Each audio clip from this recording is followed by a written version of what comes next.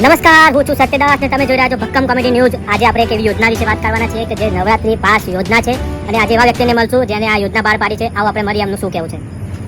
નમસ્કાર સર। નમસ્કાર। શું નામ તમારું? મૌલિક પક્કામ। ઓકે, તો આ યોજના વિશે જાણકારી આપો ને સાહેબ। આ યોજના એક નવરાત્રીમાં પાસ માટેની છે। એ આ એવા વ્યક્તિ માટે બનાવવામાં આવી છે કે કપલિયા, નાના ભૂલકાઓ અને વોઢાઓ માટે આ સ્પેશિયલ મફત પાસ યોજના।